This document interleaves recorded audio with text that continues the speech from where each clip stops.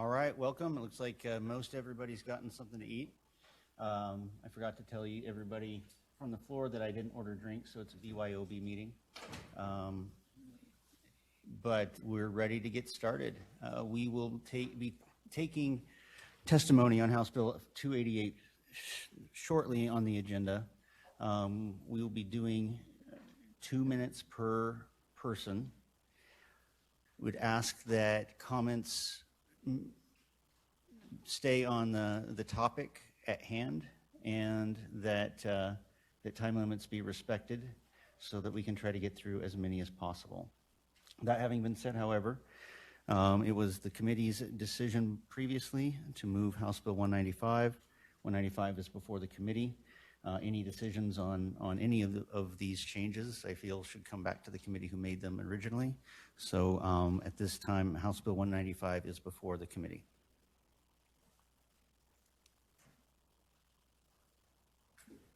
Representative Harkin. Mr. Chair, I move that we hold House Bill 95. Thank you. 195. Representative Ruckty. Mr. Chairman, I'd like to make a substitute motion to send House Bill 195 to the floor with a due pass recommendation. Okay. Committee, you have a substitute motion before you to send to the floor with a due pass recommendation. Is there discussion on the motion? Mr. Speaker, I just speak to the substitute motion. Mr. Chairman, I think this is an incredibly important bill for us to pass and to send to the House for discussion and debate, and hopefully ultimate passage, in particular because of the protection that it would provide our law enforcement. I've represented law enforcement in a variety of cases, and I can tell you the vast majority of them work really hard to get the job right, and it's a tough job filled with interacting with the public on their worst days. They have to make split-second decisions all the time, and that's something that none of us really have to deal with in our jobs. And they do their best to get it right. Sometimes they get it wrong, and there are ways that those things are addressed, but they should be able to go back to their homes and be comfortable, feel safe. They should know that at the end of the day they have respite from the worries of their job, and that their children are safe and their spouses are safe.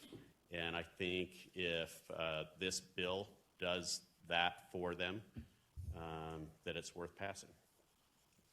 Thank you. Further discussion on the motion, Representative Scott? Thank you, Mr. Chairman. I just request roll call votes on all 195 votes, please. Roll call's been called for.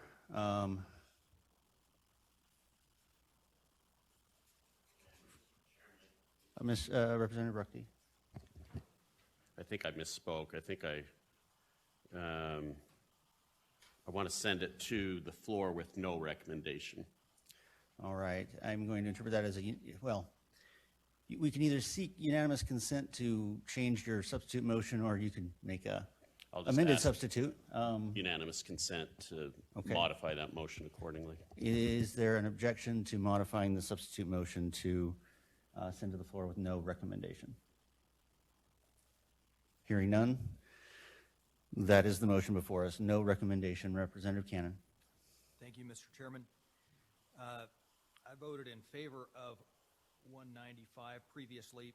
I actually prefer 288, and I don't want to cloud the House debate by sending two of these. I'm going to be voting against the motion in the hopes that we can send one piece of legislation to the House, that being 288. Thank you.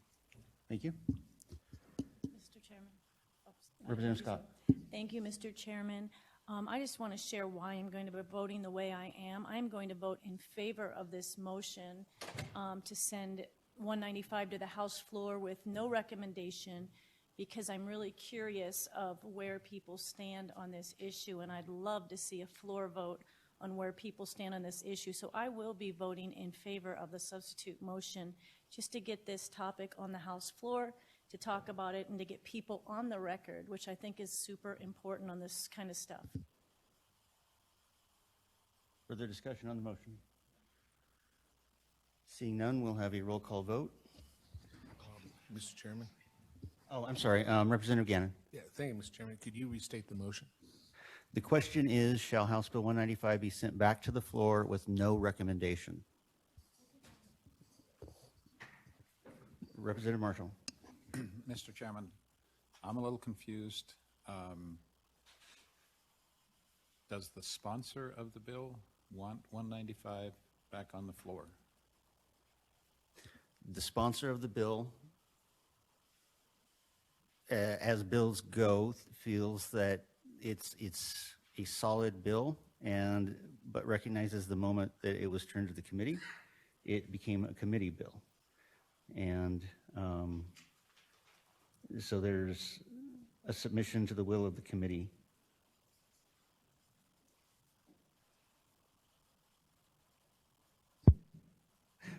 Representative Scott?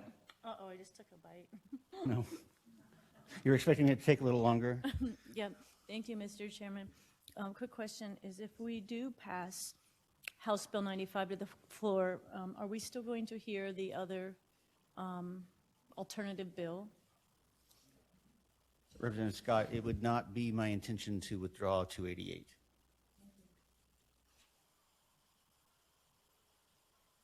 All right, now I believe debate's over. Roll call vote. Vice Chair Harkin.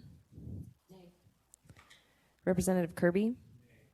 Representative Amador. Representative Scott. Representative Marshall. Representative Troy. Representative Young. Representative Nate. Representative Cannon. Representative Erickson. Representative Skog. Representative Gannon. Representative McCrosty.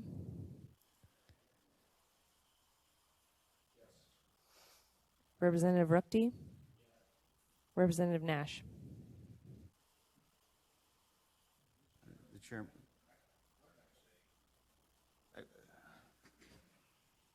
Nay. Chair will vote aye.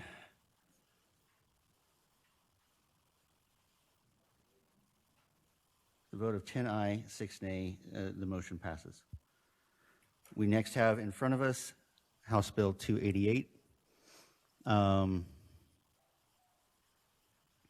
this committee, in my absence, had a rather robust presentation of the bill by the other sponsor.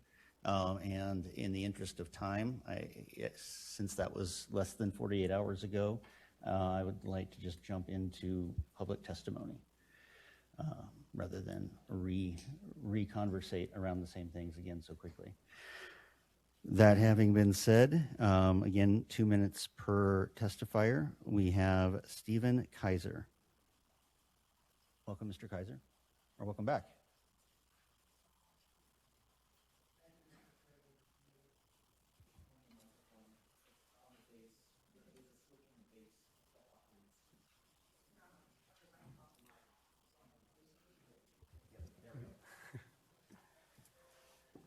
Thank you, Mr. Chairman and committee. Obviously, these two bills are closely related. I'm focusing on 288 now. This bill is unnecessary because there are plenty of other laws in the books that can be enforced to keep people safe and secure in their homes. I'm sorry, my name is Stephen Kaiser. I live in Boise. I'm a retired police officer. I'm very appreciative of everything that's law enforcement or law and order related, and the concerns for police officer families and government official families and everybody else. With the sympathy toward that, I also swore an oath related to the Constitution. I really believe this is a way to try to weaken an aspect of the First Amendment and to try to kind of needle the thread in order to get something passed which will demonstrate everyone's compassion for police officers, for their families, and for the families of other government officials, and for all families. However, this is not like legislation which creates restrictions, for example, that was given in testimony at a funeral home. This is legislation which puts restrictions on the public sidewalk and streets, which is the sacred place for demonstration. This legislation, like the other, still refers to demonstration. It still gives a targeted picketing definition, which includes the word annoy. And so it's just too broad, it's too all-encompassing in terms of its wording, in terms of making every residential neighborhood subject to this particular limitations. The public sidewalk and the public streets are a sacred space for those who choose to demonstrate, especially to get the attention of a government that they feel is unresponsive and not listening. This should be done in a peaceful and lawful manner, and laws should be made which prohibit specific identifiable behaviors that everybody recognizes heinous crimes. So in closing, please permit me just to read a short portion of a Supreme Court decision, Terminiello versus Chicago. Justice Douglas delivered All right. the opinion Sir, of the your court. time has expired, but if it is indeed short, go ahead. Thank you. Just a short quote. Like I say, United States Supreme Court. A function of free speech under our system of government is to invite dispute. It may indeed best serve its high purpose when it induces a condition of unrest, creates dissatisfaction with conditions as they are, or even stirs the people to anger. Speech is often provocative and challenging. It may strike at prejudices and preconceptions and have profound unsettling effects as it presses for acceptance of an idea. That is why freedom of speech, though not absolute, is nevertheless protected against censorship or punishment unless shown likely to produce a clear and present danger of a serious, substantive evil that rises far above public inconvenience, far above annoyance or unrest. This bill still uses the word annoy. It goes too far. Respect the Constitution, please, and vote no. Thank you. Thank you, sir. Next, we'll have Garth Gaylord, and then we will switch to Zoom and hear from Matthew Jensen. Mr. Gaylord, welcome. Hello, I'm Garth Gaylord. I live in Nampa. I'm a low-voltage cabling technician. Excuse my dress because I'm working on the apartments down the street, so that's why I'm in high-vis and have dirty pants. But thank you for giving me a chance to speak. I am from District 12. I live, and I'm the Precinct 60 committeeman in that district. Bruce Skog is my representative, and he responds to my emails. I appreciate that. I've followed along with this bill, the process of this bill, and watched the videos, and I appreciate Representative Nate's comments about the intent, the use of the words intent, just kind of making this bill really useless, because then now you're putting in an officer and the courts in a position to assume someone's intent. My other issue with the bill is, so now if I tell somebody the address to go to picket, I have committed a misdemeanor if they go and picket. And so I think picketing itself is not wrong, or it's not intimidating or harassing for somebody to go express their grievance and give their opinion in front of someone's house. So we shouldn't be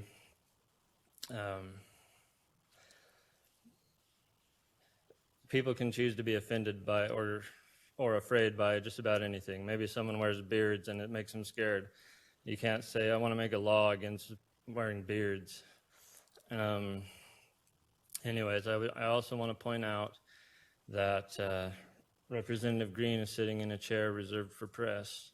And under Cheney, he had people removed from a hearing for sitting in the chair reserved for press. All right, thank you for your time. Thank you.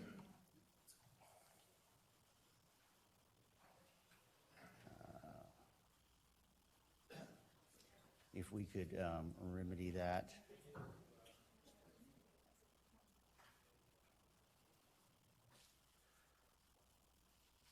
As another seat comes available, I think there's one on the left, or Mr. Taylor stood up there for you, Mr. Green, or Representative Green. That's a fair point. Mr. Jensen online. You hear me now? Yes, we can hear you. Can you hear? Mr. Chairman, representatives, my fellow Idahoans, my name is Matthew K. Jensen. I am from District 17. While normally when I testify, I represent a local political entity. Today, I represent myself. I find it funny in the situation we are now in, with legislation going through the State House that is supposed to be preventing agitators and other annoying people from showing up to your home. I'll set this up with a little bit of history, and this part needed to get truncated to fit in the 2 minutes. In a whole slate of incidents in 2017, 2018, and 2020 by a range of people, from diametrically opposed people to those of my party claiming to make this county great again, there have been people that have shown up to my house, even to my front door, to threaten, accost, intimidate, and generally harass me. Some of these incidents had mere seconds away from calling the cops. So all of this, you'd think I'd be for a ban on picketing at one's house, as well as tightening the rules on doxing, right? Well, wrong. I am against harassment and disturbing the peace, but I say that the recent incidents should be handled under those very frameworks. Just showing up outside the property of an individual, if banned, crosses a line that government simply should not cross. You want to know how my info was passed around with most of these different groups and how this bill might not even take care of that? When I was elected precinct committeeman in the local GOP, and upon running, the county kept my name, my address, and other key details in the county website. My harassers didn't even share this info between each other. They all told each other where to get the info instead. The county clerk in this area, in the case, was the one to disseminate the actual information named in this bill. Are you going to charge Bill McRae a misdemeanor? I hope not. Vote the stuff down for Idaho, for our future, and for the rights protected by the United States Constitution. And normally I would be answering questions, but at this time I need to go to other responsibilities. Thank you, Mr. Jensen. Next we have Eva Selleck. Welcome.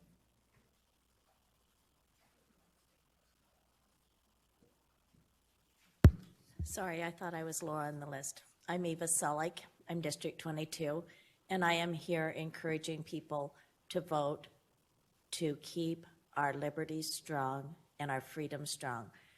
We do not need to infringe on people's rights and freedoms in order to be safe. If we obey the laws and protect our castles or whatever form you want to put into it, protect our personal property, there is no reason to take the public square away from the people. It is amazing to me that when we come to the Capitol, that people are arrested for sitting in a chair for nothing and they cannot come back for another year.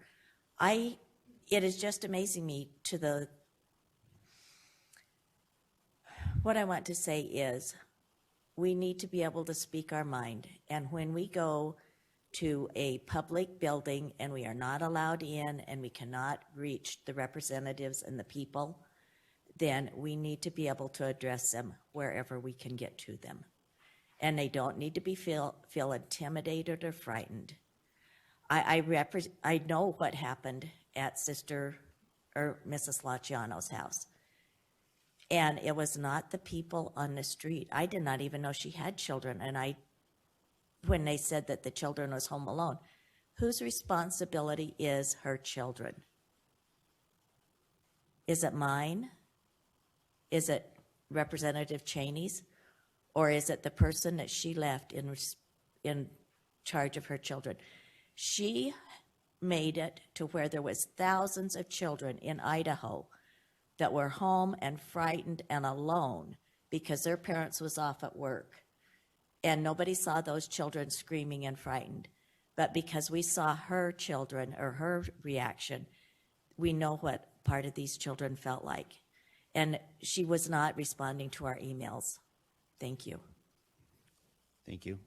I would encourage the testimony to focus on House Bill 288 and the practice of doxing, and consider commentary on the underlying targeted picketing to qualify as germane, though. Let's go with Guy Fawkes, and then we will switch to Lindsay Z online. So obviously, you know, my name is not Guy Fawkes, but today I testify in the spirit of Guy Fawkes as a historical marker for what I have to share with you. Let me start by speaking to Representative Young's. Can we at least get his name? Oh, yes. Can we restart the time for the objection and interruption of my testimony? No. Sir, my name is David. Oh, sir, time's you put a David Michael fictitious name Pettinger. down to testify under. Could you please sit down? Pardon me? Could you please have a seat, and I'll call somebody else. Okay. The reason that I put that name down is because I knew that you were not going to call on me if I put my actual name because of the crimes that this committee has been Mr. Chairman, I involved in. object to this testimony if he's not going to identify please step away himself from the mic. properly. Thank you. Adrian Marcoux will come up after Lindsay Z. Lindsay Z online.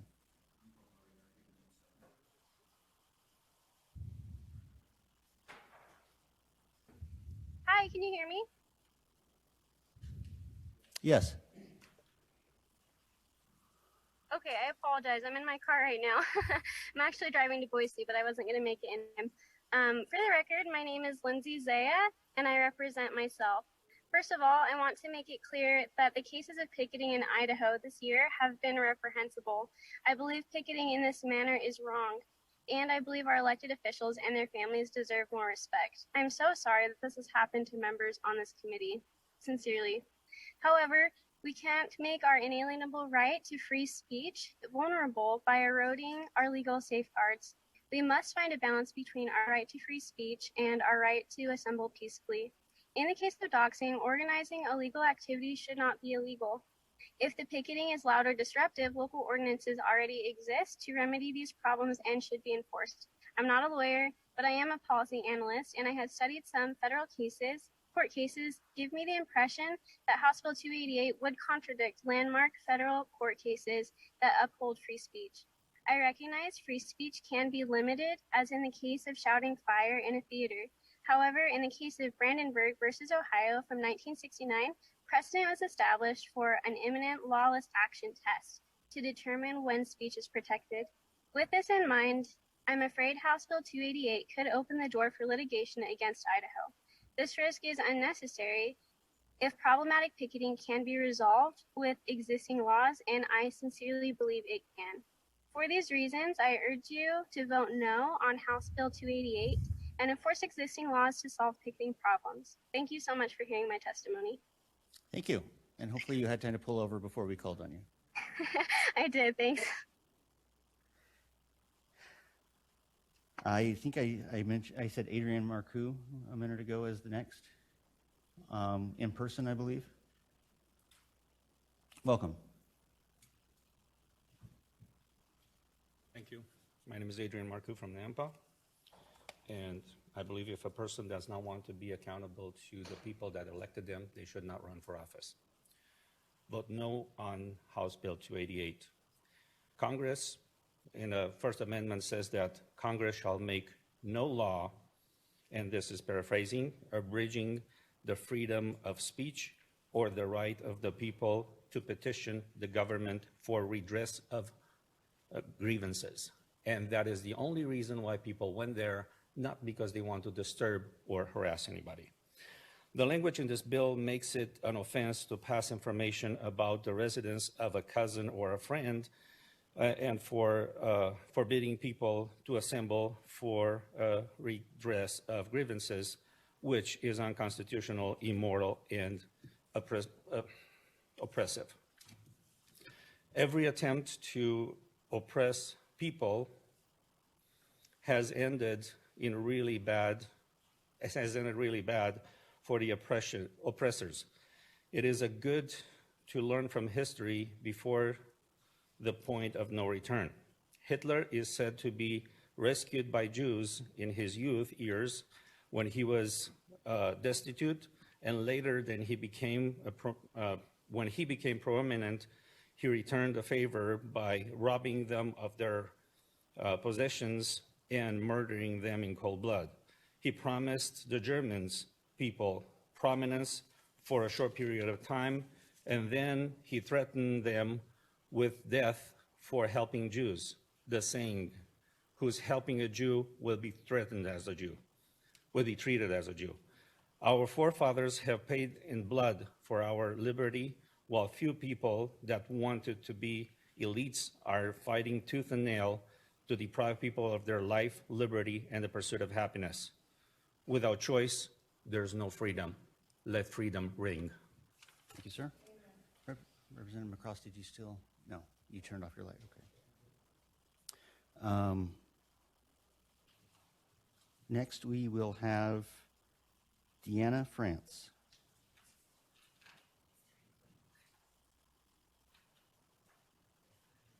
Welcome. If you could restate your name for the record, and the floor is yours. My name is Deanna France. I'm a retired elementary school teacher. I'm from District 15. I've lived there many years, and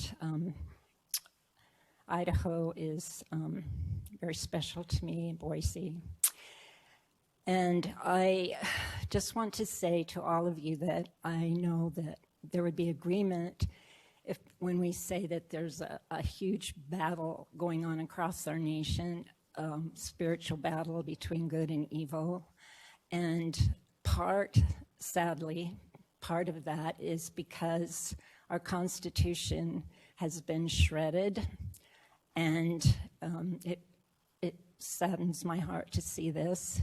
And so I'm here to stand for liberty and the rights of the people. I strongly oppose the passage of this bill. I have a copy of the Constitution that I carry in my purse, and the First Amendment guarantees that we have a right to free speech and should not be prohibited. And standing on a public sidewalk and picketing and expressing yourself is part of that and is guaranteed. So to weaken it or dilute it or to refrain people from that right is wrong. So I encourage you to hold the Constitution dear to your heart and support it for the sake of the people and the freedom of the citizens here in Idaho. Thank you. Thank you. Next, we will have Jessica Marcoux. Welcome back. Okay, my name is Jessica Marcoux. I'm from Nampa, Idaho, District 13. And I will be testifying for Susan, which was unable to make it today. My name is Susan Lang. I was wrongfully arrested on December 9 for lawful protected political speech and protest on public sidewalk outside Diana Lachando's house the evening before. My First Amendment rights were violated and my freedom was taken from me. Those who sought my arrest and inflamed me, public opinion, and slandered me publicly are responsible for crimes against me and others and sought to be deeply ashamed of their actions. If you as elected officials who are sworn in to protect our rights vote for this bill, you will be guilty of crimes against innocent people. You may not like the way I protested, and that is fine. It is your prerogative to hold whatever opinion you hold. It is not your prerogative, however, to enforce your opinions with the force of the state. A year ago, Governor Brad Little attempted to deprive Idahoans of their rights to gather, to worship, and to earn a living. People lost incomes and businesses. Some died from depression and suicide, and others died Chairman, this unnecessarily doesn't have to do with Little was doxing. sought to the first governor in the nation to wrongfully ban and use the hydrochloroquine for COVID. You one moment. here Just, at the I want us to be able to hear what you're having to say. Let me address this objection. Please If you could pause our do time. not- I'm not deleting your time. I'm going to let you finish. Just let me address him for a moment. Oh, sorry. Yeah, I'll let you finish. I have previously stated that testimony about the propriety of the underlying act of residential picketing, since it's the trigger for the doxing, would be germane. If we can give Ms. Merku some time. If you wanted to back up maybe just a touch, I apologize for interrupting your Thank you testimony. so much. You here at the Capitol had one job last year, and this session protect our rights from this madness by ending the so-called emergency. You have not done so, and now you contemplate further erosions of our rights. And you believe that you as public officials have a right to be protected from the discomfort that results when you don't do your job. Lauren McLean, who I understand was in the audience here yesterday, as she has a strong interest in depriving Idahoans of their liberty, said publicly that I would be hunted. She targeted me using her platform that she has shown she does not deserve. She incited hatred against me nationwide, and she wrongfully insinuated that I am racist, using every opportunity she could to attempt to link my legally protected lawful sidewalk protests to hateful and anti-Semitic events. I was slandered and wrongfully arrested.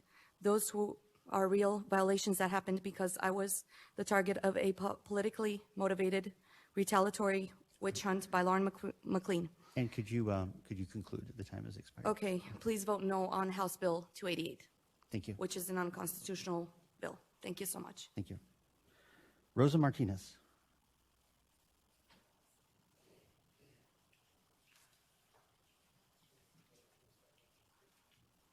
Welcome back. Thank you.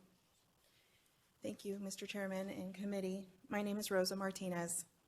25 years ago, I took an oath to the Constitution, knowing that when you make a choice to work for the people, it opens you and your family to serve them.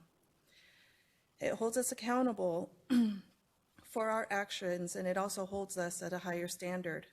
I know that more than anyone. I am fourth generation law enforcement. My dad gave me my first ticket. If you uphold your oath and protect the Constitution, you become less of a target. Becoming a civil servant is a calling. It's not for the weak. It's not for those who want it for the money or the prestige. A civil servant does it knowing that they put their family in the light. They do it to uphold our oath, and they do it to keep our country and our republic. If that's not something you're willing to do, then I ask you to step down.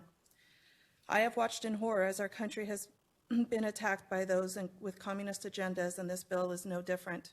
I ask you to stand strong and protect our republic by voting no on this bill. I personally have had people at my home protesting. Some have been nice and some not so nice. The nice ones, as a child, my parents let me know that that was their right.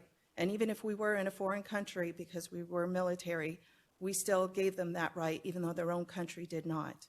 They knew exactly where the base was and where they could reach us. And our base housing was not on base, it was off base, and they had free range of our base housing. My school was blown up. That's doxing, okay? We were in that. I ask you, please still vote no. There are protections to protect us. We just have to make sure that we use them properly. And voting against the people is exactly not what we need to do now. Thank you. Thank you. And thank you for your time.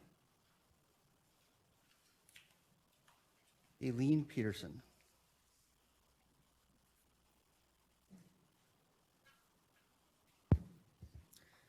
Good afternoon, Chairman and the committee. I am Helene Peterson, District 11. After having read this bill, I have equated this to nothing more than an anti-doxing bill. I find the thought process of the bill highly hypocritical, as it is being written in order to criminalize someone for disseminating, disclosing, or publishing information that is and has already been made public information.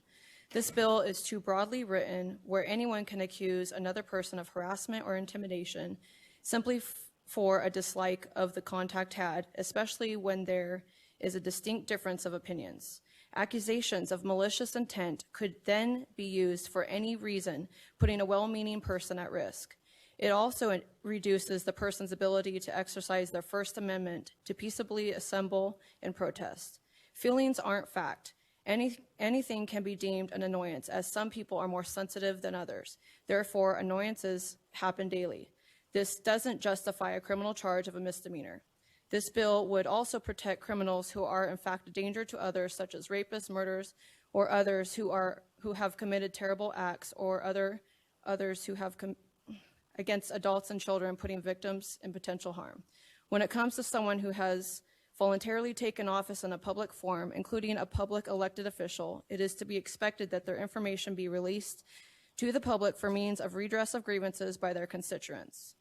For an elected official to keep their information private, such as phone number or address, that would be absolutely unacceptable. That is the cost of becoming a representative of the public, making yourself available.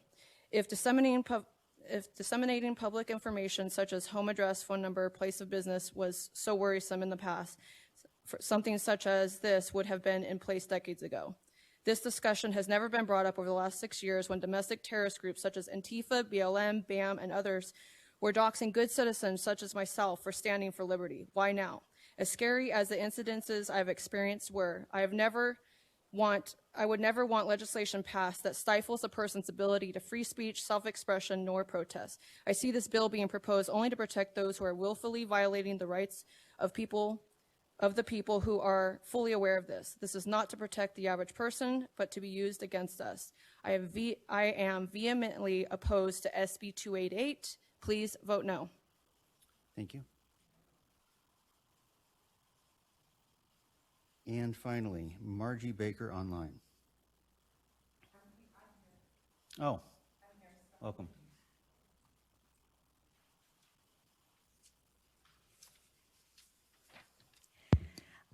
Good afternoon, Chairman and committee members. I don't know whether to laugh, cry, be mad.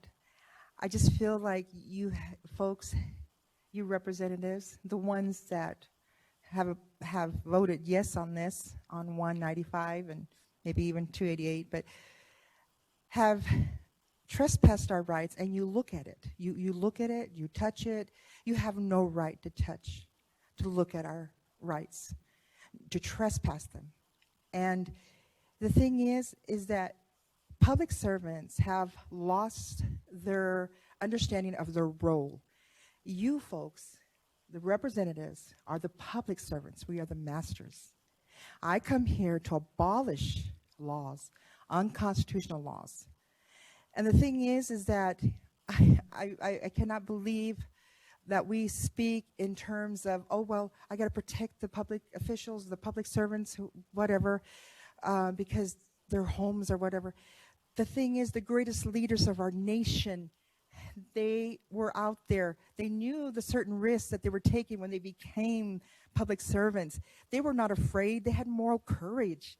They had moral courage. They were willing to die for our liberties, for our rights. And I see people, hide and scared. No, people have come to my home to protest at my home. I decided, okay, well, I didn't see any threat. Yeah, it was annoying, it was harassing, alarming, whatever. But I had moral courage. I said, I'll go out there and meet them and say, what is going on? I want to resolve this conflict with our neighborhood, right? We resolved it, okay? Another time it was even more vicious. But this time it was a racist because I'm Native American. But you know what? I just called the police. They took care of it. We are making redundant laws, repugnant laws to the Constitution.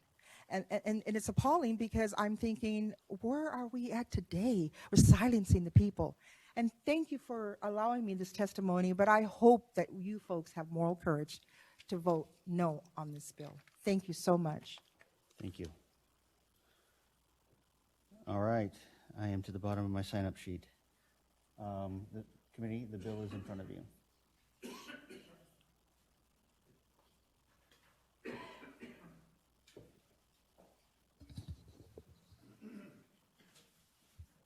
I don't have anybody here. I'm not going to, if they weren't on the sheet. Representative Gannon. Thank you, Mr. Chairman. I'd like to make a motion that we hold House Bill 288 in committee. Okay, And, the state- motion is to hold House Bill 288 in committee. Would you like to be recognized for debate on that motion? Yes. I think the problem I'm having with this bill, and it wasn't really, and I was real concerned about it actually when we had our fairly short hearing on it, is that it makes the organizer responsible for what the participants do. And I don't, and that to me has the potential to stifle public organizing and to stifle free speech in a way that I don't think we want to do that. Many of us have probably organized, well, I had a town hall on a controversial event about 2 years ago, had 200 people show up to talk about it, and I was very concerned that if something did happen, it would be on me, that it would be my fault. I think that and I did have a security person there because it was a contentious issue. It was about urban renewal. So I think people need to be responsible for what they do when they participate in public protests, public events, and that kind of thing. And this bill does not do that. It makes the organizer liable, and also it is extremely hard, I think, to figure out the intent of the organizer in putting together any kind of event such as this. So for that reason, I would ask that we hold this. Thank you. Representative Cannon. I'd like to make a substitute motion. I move that we advance House Bill 288 to the floor with a due pass recommendation. Would you like to speak to your motion? I think I already have. I'm going to rest on what's been said. I'm eager to get on the road.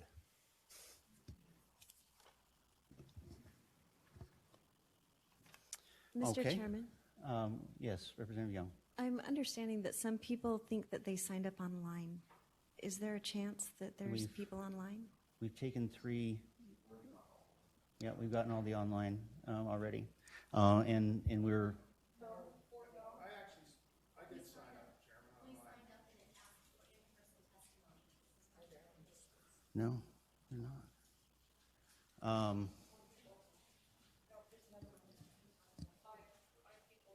You did it through the website, Del? Yes.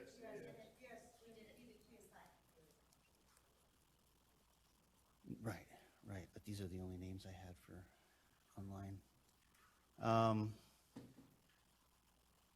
Very well. Mr. Chairman. Yes, Representative Marshall. Mr. Chairman, I think we're all very sensitive to allowing people to testify, but at some point we can't accommodate every person that wishes to testify. I don't know how I think we've made every attempt to balance this. I would ask that we move forward with the motions. Okay, that's debate. Is that a motion? Representative Scott. Mr. Chairman, someone just texted me, and I do remember in another committee, I think it was State Affairs, there's an option online. Do you want to do online, or do you want to do call-in Zoom, or do you want to do it in meeting? And they do give you, I see right here, March 5th at 12 o'clock, webinar registration approved.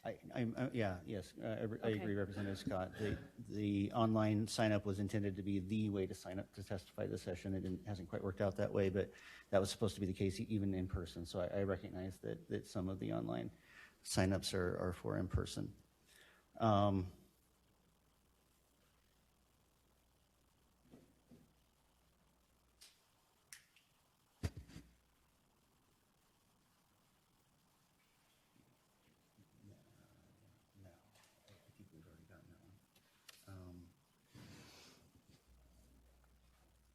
All right, well, absent a motion to the contrary, to call the previous question or something of that nature, I'm going to invite additional testimony.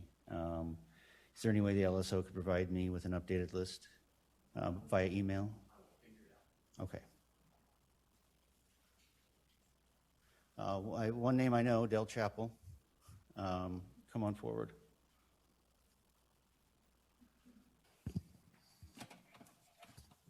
Chairman, committee, thank you, by the way, for there's a little mess up there with the system, because that's the second time that's happened to me where I did it online and I was not called. You just can't replace pencil and paper. It's just the best stuff out there. That's why we've had it for so long. You know what, just talking about 288, the bill itself, I mean, I've read it like a lot of times. I also read 195 a lot of times, and I'm quite certain 195 is it's a very emotional decision from you guys, some of you guys, not all of you, of course. And I mean, you can read it on your face. A few of you thought through it and just looked at it as, hey, we all think targeted picketing blows. I mean, I know I do. But the real issue is not targeted picketing. The real issue is the freedom of speech and people's ability to try to be heard and get their message across. And then when I read through 288, man, you guys got me. I'm kind of a hillbilly. No, I'm a hillbilly, but this is some crafty verbiage in here. And it kind of says the same thing. So if I give out information on a residence, but I have no intent or cause, and someone performs targeted picketing, I did not break the law. I think that makes sense. So targeted residential picketing, intentionally harassing, annoying, there's that annoying word that's really subjective, and alarm another person at a person's residence. And then it's confusing, I guess is what I'm trying to say. I would vote against it. It seems like we had a bad bill with 195, and now we're trying to like creatively write something to make it look like we're doing something. I know you guys want to protect the public servants and the officers, and I know but the real issue is the freedom of speech. I get what you're saying about the targeted picketing. It sucks. But just please vote against this. 288. Thank you. Thank you. Lynn Laird. Welcome back.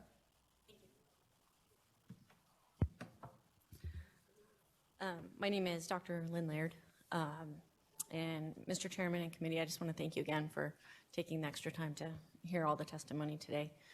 I just appreciate your attention and concern for the people's concerns on this matter.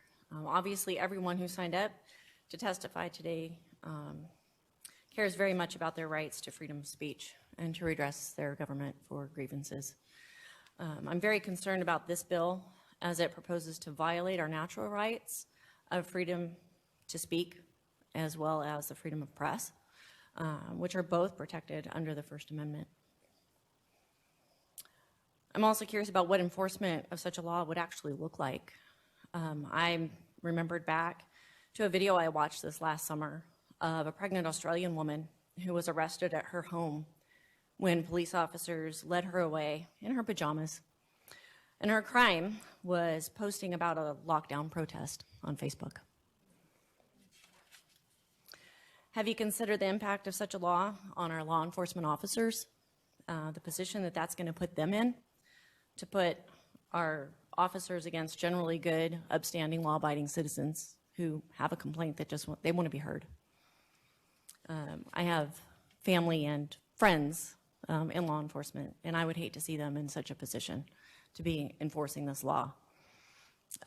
It's a PR nightmare waiting to happen. So if a planned protest is legal under the First Amendment, then disseminating information about that protest should not be infringed upon by our government.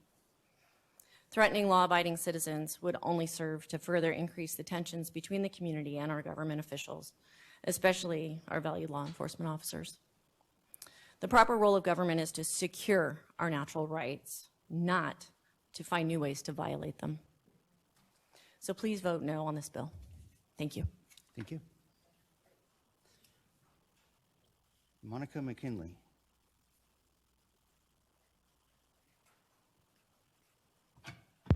Monica McKinley, District 20. Thank you again, Chairman Chamey, for allowing us to have our word. I needed to testify today. If you choose to pass this bill, it will have many unintended consequences, such as making the mere disclosure of information a crime, even if that information is public record.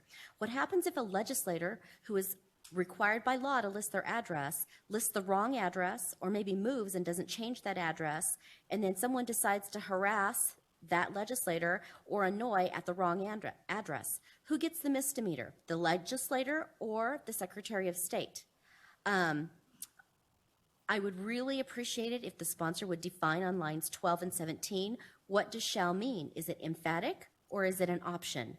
And on line 21, what kind of person are they referring to? The language is so very vague, and it relies on mind reading another's intent to harass, intimidate, or engage others in targeted picketing. In this case, the misdemeanor is actually occurring before the presumed intended actions even take place.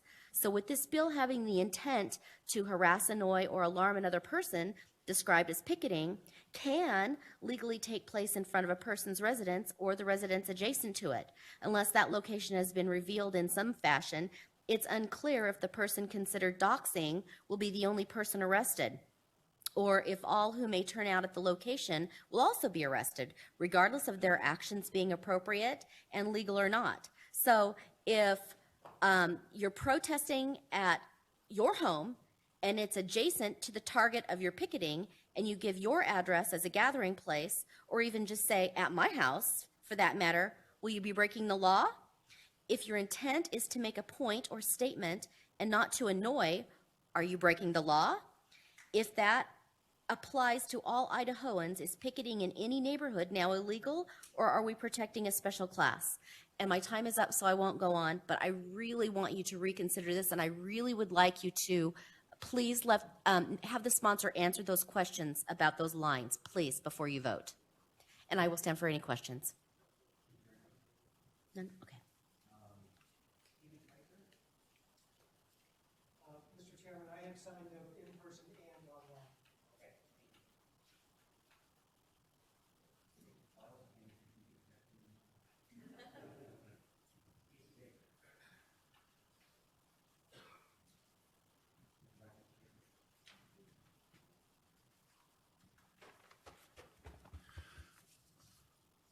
Chairman Cheney and representatives, I want to seriously thank you for your time in allowing us to testify.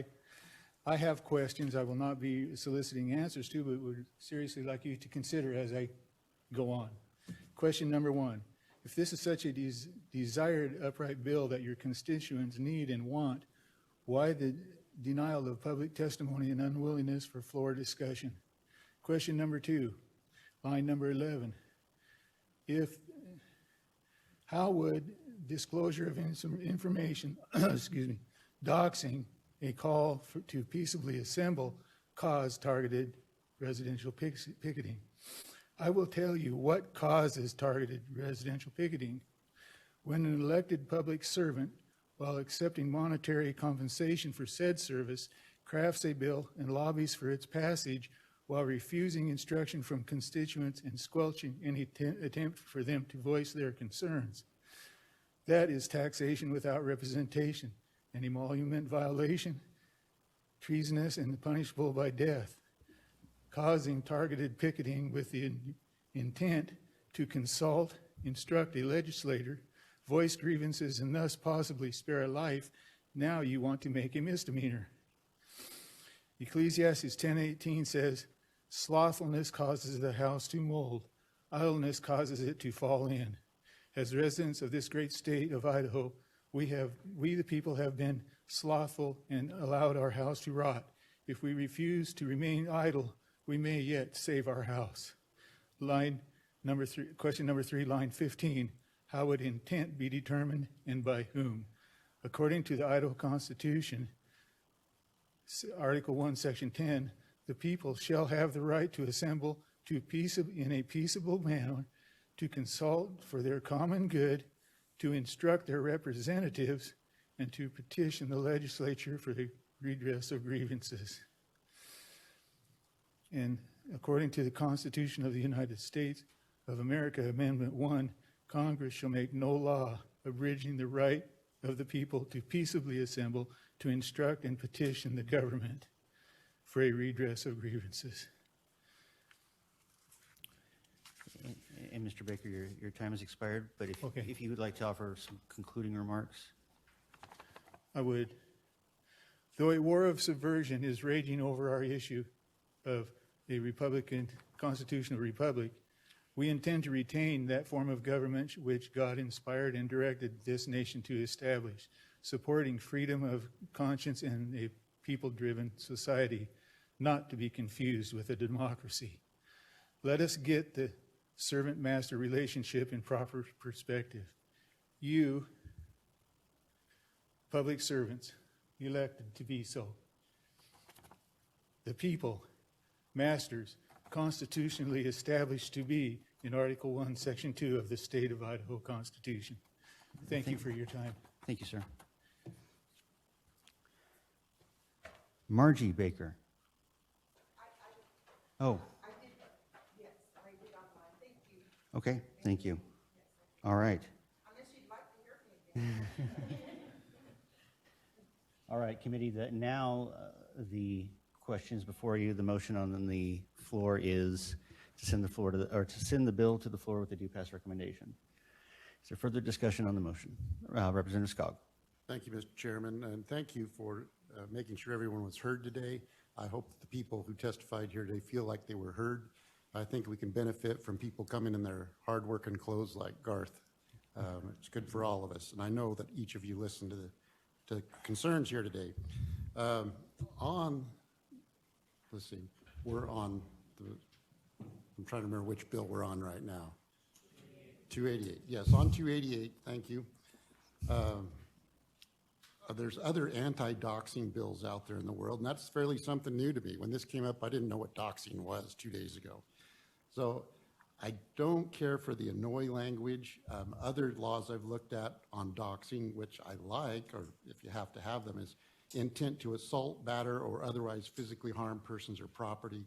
Intent's easy on that because someone's encouraging you to show up at a house and harm property or persons. I like that better. But respectfully, I'll be a no vote. All right, thank you. Representative Marshall. Thank you, Mr. Chairman. I'm going to vote in favor of the substitute motion and to send this to the floor. This has been a very difficult issue for all of us, and I've made my statement a couple of days ago when we were debating the other bill. But I'd like to try and make clear again my feelings here. What we do in a constitutional republic is to wrestle with things and figure out a balance. I honestly have come to believe that picketing, demonstrating in a residential area, it's wrong.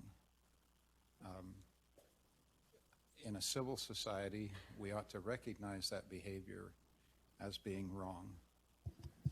It's not just the person who's being picketed that's affected here. We're talking about neighbors who have to bear the brunt of that behavior. That's why I think picketing in a residential area is wrong.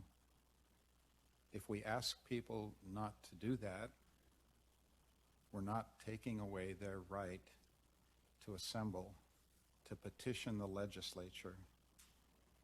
The Idaho Constitution also says every person may freely speak, write, and publish on all subjects, being responsible for the abuse of that liberty.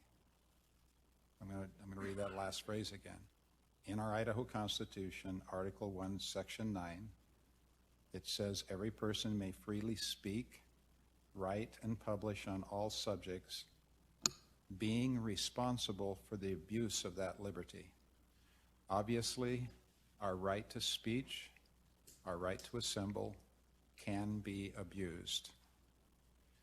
Picketing in a residential area is an abuse of those rights. I do not want to make laws against that behavior. I would much rather have people restrain their behavior and not do that, and recognize that it's inherently wrong. There are plenty of places to picket in the public square. A road in front of many residential residences just seems like the wrong place to do that.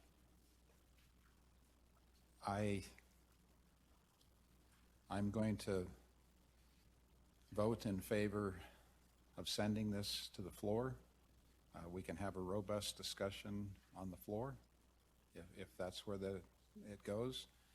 This has to go over in the Senate. There'll be more robust discussion in the Senate. That's what we do in the legislature. But I feel comfortable because people are not willing to restrain their own behavior. It then becomes the role of the government to restrain. I don't like to do that. I don't want to do that. I would want people to restrain their behavior and recognize this to be inherently wrong. It doesn't take away from their rights. We can publish, we can speak, we can assemble here, we can speak in this, we can publish in the newspaper. All of those things are still protected. Thank you, Mr. Chairman. Representative Scott. Thank you, Mr. Chairman, and thank you for hearing all the testimony. I do appreciate that. I'm not so sure that I'm opposed to doxing. I think maybe I could be convinced of doxing's all right, but what I am concerned of is the language in this bill. Whether we're for or against this issue, we really have to look at the words that are being used in this legislation. And when we say someone can't publish, post, disseminate, or disclose an individual's information, I was thinking of an example. What if I left committee and said, you know, John Doe voted to take away your First Amendment rights by passing this bill. Or if I said John Doe from Garden City voted to do this. Objection. Okay, from Blanchard, Idaho. John Doe from Blanchard, Idaho, voted against your right to assemble, your right to free speech, and let him know how you feel. That, under this language, and let's just say someone showed up at his house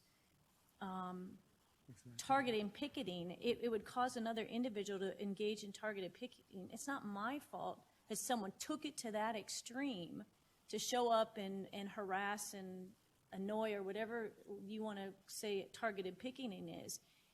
For me posting that post on Facebook doesn't mean that I caused him to do something. If I can't say my free speech, it's his responsibility what he does. It's not my responsibility what he does. And so I just think that this language it's not written properly. And I think any of us could put a post on Facebook or share at a town hall how we felt about a particular vote on someone, and if somebody reacted to that, it would be our fault. We'd be getting the misdemeanor. And so that's where I don't like the language of this bill. And how we define targeted picketing, I have no problem with putting a definition of targeted picketing if we can agree to a definition of that. I just don't think this bill is ready for what it's actually doing. It's not right. So I'm going to be voting against. I think that's the motion we have, to send it to the floor. That is the substitute motion, yes. So as we move on with debate, the motion before us is to send the bill to the floor with a due pass recommendation. Representative Nate. Thank you, Mr. Chairman, members of the committee. I just want to be clear. Targeted picketing is legal at this point. This bill does not make targeted picketing illegal. This bill is about doxing.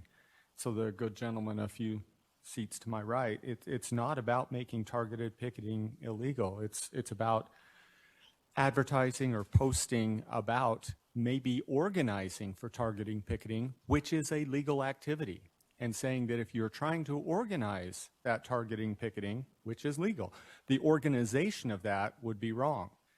This is not a complicated issue. It's simply about publicizing information. And my address, my contact information is available online.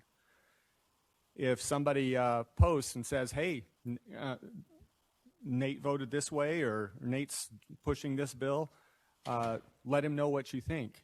Some people might take that to mean write me or send me an email or call me up. Some of them might take it to mean show up at the house and hold up a sign.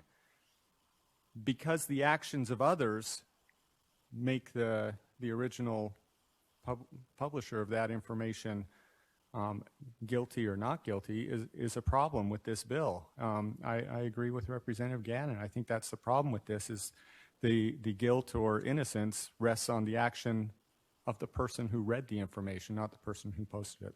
So I'm a no on this. I think it could be redone and made more clear, and if it were, I'm not sure where I'd stand, but I know I'm against it now. Thank you. Representative Young. Thank you, Mr. Chairman, and thank you, all of you, for this good discussion of very important issues, although I know we're all a little tired. I certainly agree that it is not appropriate to threaten or to do things to cause harm to other people.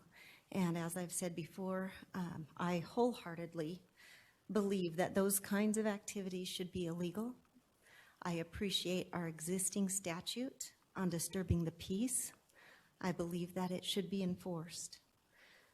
When we hold our precious constitutional freedoms in our hands, we have a legislative process for a reason, and that is so that we can make sure that we've clearly defined what may be criminalized in order to protect those freedoms. And my concern remains, as it has been all along, that the definitions in this bill are not clear enough. I don't know what targeted picketing means well enough to be comfortable that something that an elected official or a neighbor or somebody who's not an elected official, because this is a very broad bill, might perceive to be annoying or intimidating, will be what the offender intended to be annoying or intimidating. You know, I was at the podium during the special session when a lot of the ruckus erupted, and I've spent a lot of time out in the hallways visiting with the folks that have been involved in some of these situations. And while I think that there have been poor decisions made all the way around, I also believe that if you were to ask those individuals what their intent was, they would not say their intent was to annoy, but rather to be heard and to communicate. And I think it's unfortunate that we've had situations because of choices that have been made where people have not felt listened to. So, you know, intent is a difficult thing to discern, but an action like the verbs that we heard in Representative Scogg's version of the doxing bill may be discerned. And that's the kind of bill that I could be comfortable with and support. One last thing is that we've heard a little bit of a contradictory message as we've considered this particular piece of legislation. I know in presenting the bill, it was acknowledged that there's an important free speech issue here and that targeted picketing shouldn't be illegal. And yet I can't understand how advertising and organizing a legal activity, if that is truly the intent of the legislation, can now be a criminal activity. That doesn't make sense to me. And so I think we need to be clear on our messaging. I think we need to be clear on our intent and our definitions as a legislative body in putting this forward. And I will be a no. Thank you. Seeing no lights on at the moment, I'd like to offer just a few comments in response to some of the debate and testimony that's been offered here. First of all, I think that in a couple respects, the language has been kind of turned on its head in the way it's been talked about. First and foremost, the annoy or intimidate portion of paragraph 3. This is still, as was House Bill 195, an adaptation of Arizona language that was the sum total of the definition of residential picketing and has been since, I believe, 1989. It's been upheld under the appellate court since 1995. The word annoy would be subjective if what we were saying was you can't annoy somebody. But what we're saying is you can't show up with the intent to annoy. This intent language in paragraph 1 is, and I believe you all have with you a portion of a sample jury instruction that instructs that there must always be a unity of intent and act.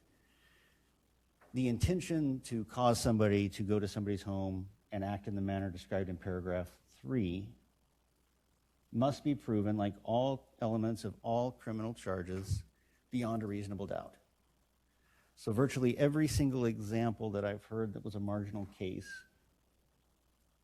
of I posted an address with the stated intention of having somebody mail somebody, you would never prove that, but beyond a reasonable doubt, the intent was to create a target of picketing.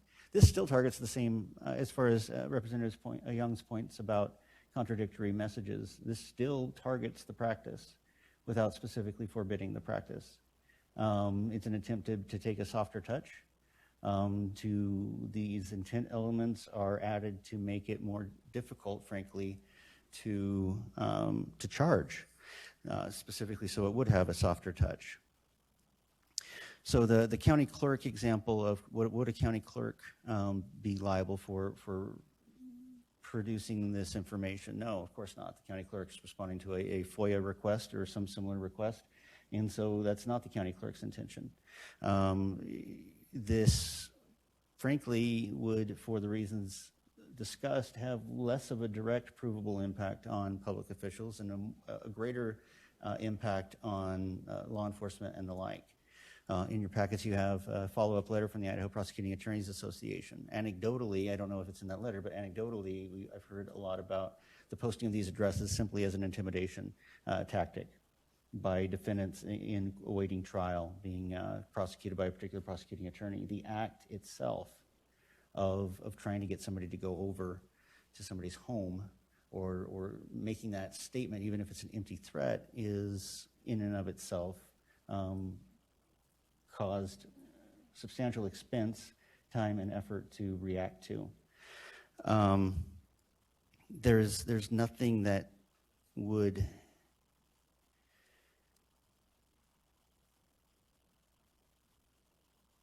there's currently nothing that protects those individuals from that. And as far as the existing safety nets that exist to protect a certain person's confidentiality, I would remind the committee that we had a substantial breach from the Secretary of State's office this past interim, included a number of those protected names and addresses.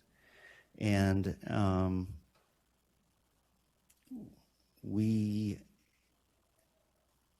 Representative Green and I specifically did bring this forward. There was some mention of Antifa, BLM, and the like.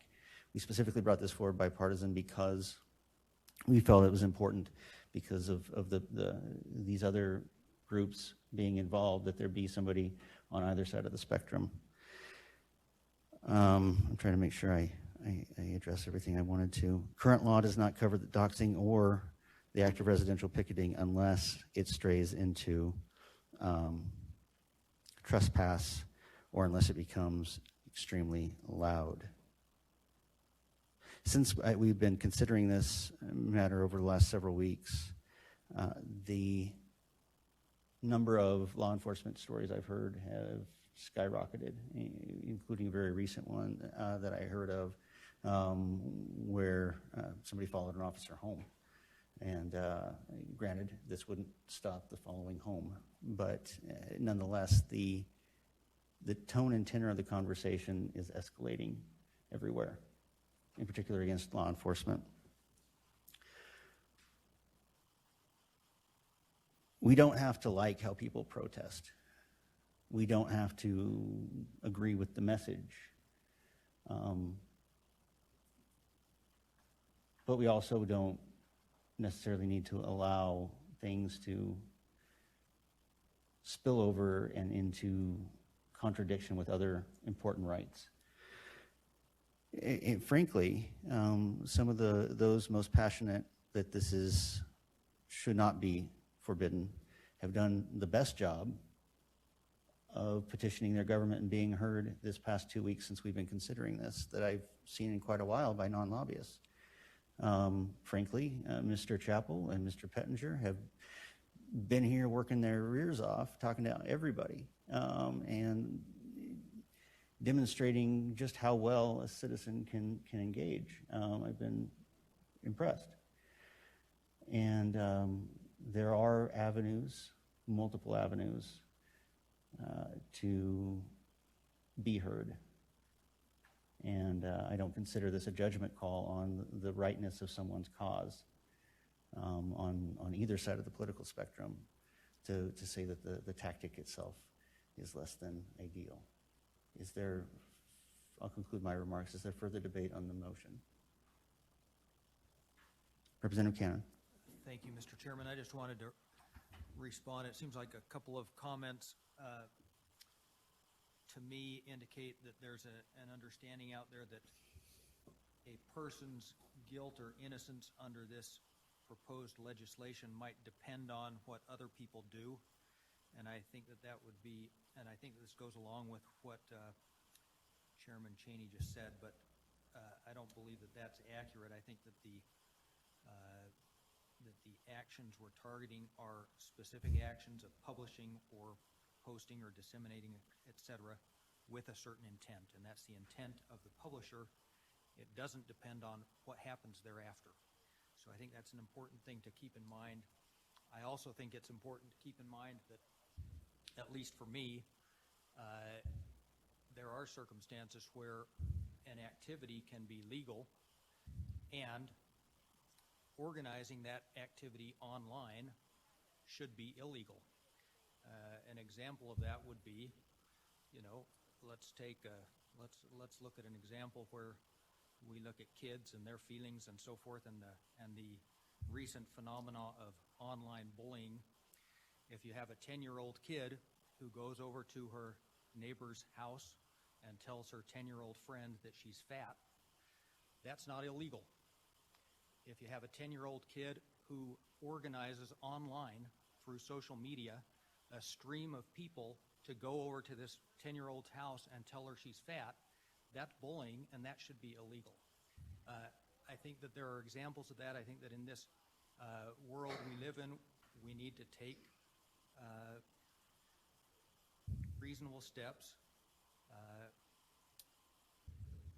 to address this online ability to bully, and in this case to dox, with the intent to do harm that we should be curbing. And that's why I think we should support this motion. Thank you. Thank you. Committee debate is closed. We will have a roll call vote.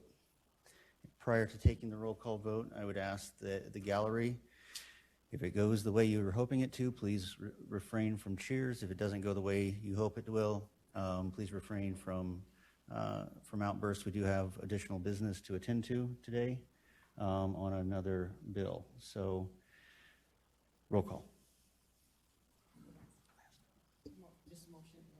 I'll restate the motion. Thank you. The question is, shall House Bill 288 be sent to the floor with a due pass recommendation? Vice Chair Hartgen. Representative Kirby. Representative Amador. Representative Scott. No. Representative Marshall. Aye. Representative Young. Representative Nate. Representative Cannon. Aye. Representative Erickson. Aye. Representative Skog. Representative Gannon. Representative McCrosty. Representative Rookty. Representative Nash. Chair votes aye.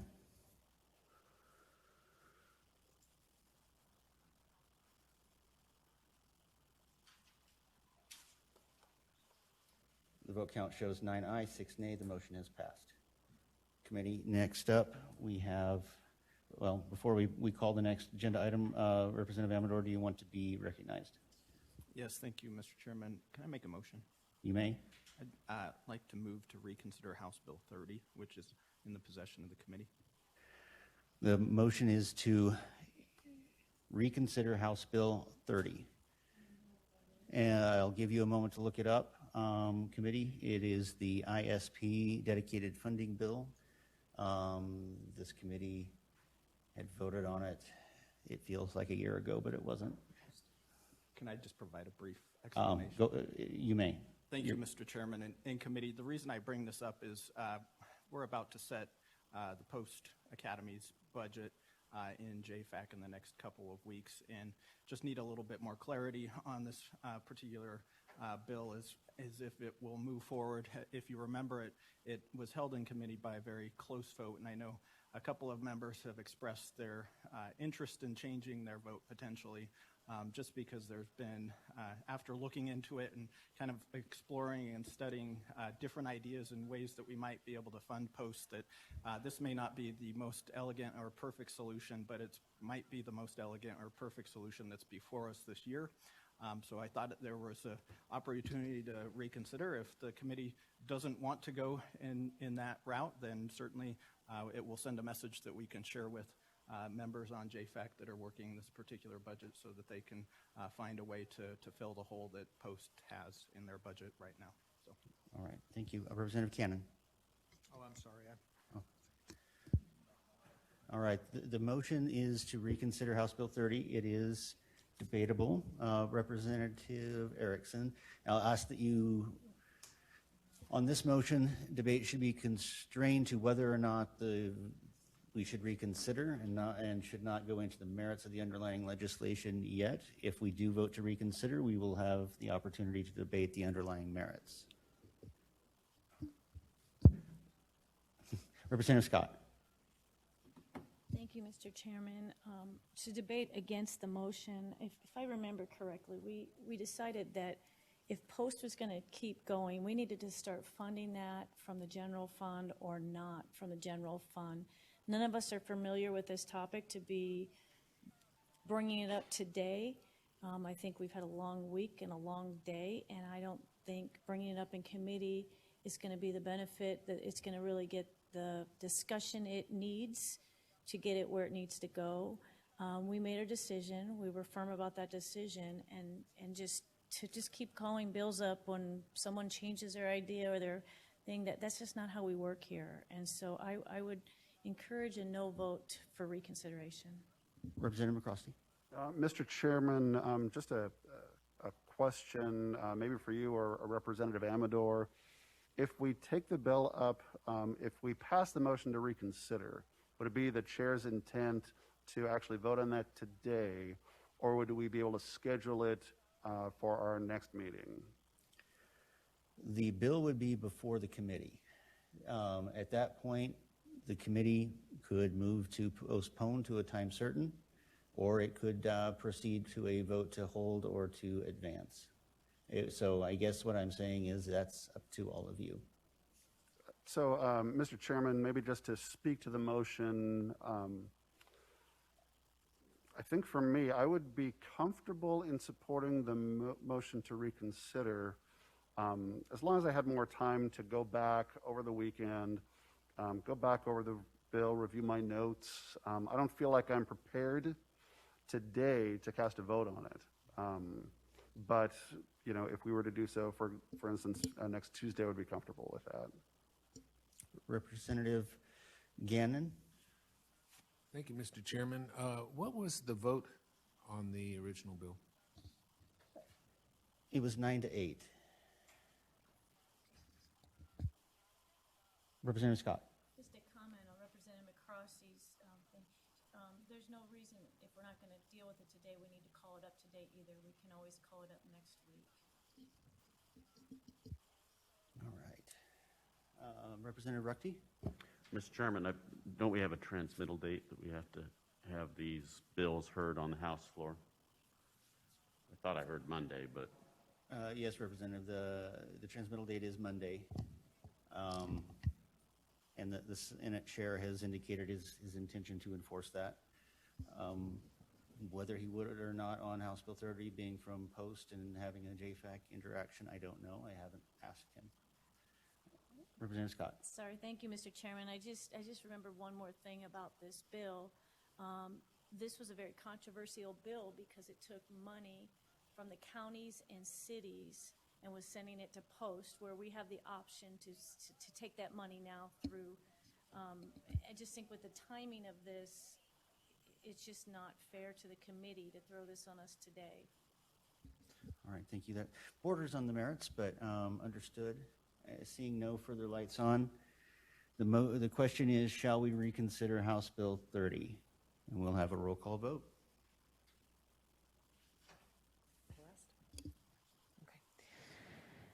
Vice Chair Harkin. Representative Kirby. Representative Amador. Representative Scott. Representative Marshall. Representative Young. Representative Nate. Representative Cannon. Representative Erickson. Representative Skog. Representative Gannon. Representative McCrosty.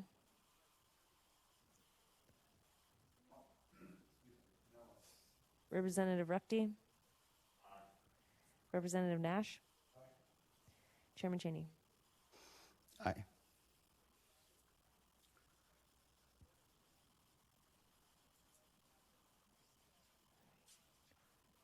So, On a vote of 7 aye, 8 nay, the motion fails. Our margin is staying consistent. I have confidence Representative Amador will take that message back to JFAC for us. We next have before us House Bill 45 and an update on the subcommittee progress. Representative Harkin. Thank you, Mr. Chair. We did meet, and it seems like eons ago, but I believe it was the week before last. House Bill 45 received 10 people testifying, and it was kind of split pro and con. We had Representative Furch and Doug Taylor, who is with Managers Association, speak in favor. Obviously, it was their bill. After much discussion, Representative Scott made a motion to send this bill to the floor with a due pass. At that point, Representative Nash brought up that he'd like to see the bill held, and so Representative Amador made a motion to have the bill lie on the table in here, and the chairman that day did not catch that the word recommendation was not in there, and it was voted on and it passed. However, because we're just a subcommittee, we need to have the word recommend to the whole committee. And so we'll need a motion to do whatever to get 45 wherever it needs to go. Thank you. And out of respect to the sponsors and the committee and the transmittal deadline, I'd like to explain procedurally what the committee's options are. If we take no action right now, House Bill 45 would continue to be considered by the subcommittee. And I would imagine likely be meeting Tuesday to continue to discuss House Bill 45. If you were to move to adjourn, that would be the effect. If you were to move to call up House Bill 45 as the referring authority, you as the committee have the right to call it up to consider it right now, especially now that I have placed it on the agenda in the manner I have. So it's now before you, and whether you want to continue to let the subcommittee work or not is up to you.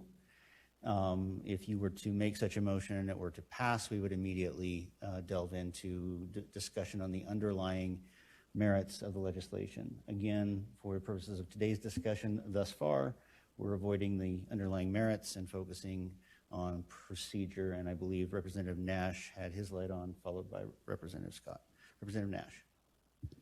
Thank you, Mr. Chairman. I guess for a point of order, I would like to see the subcommittee resolve the motion. It wasn't the, I think there needs to be a fix there. And so with that, and given the lateness of the hour, I'd move that this committee adjourn. Okay.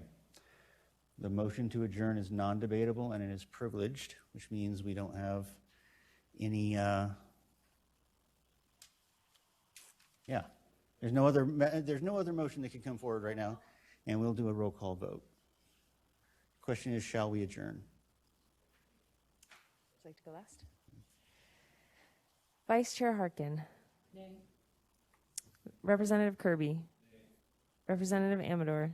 Nay. Representative Scott. No. Representative Marshall. Aye. Representative Young. Representative Nate. Representative Cannon. No. Representative Erickson. Representative Skog.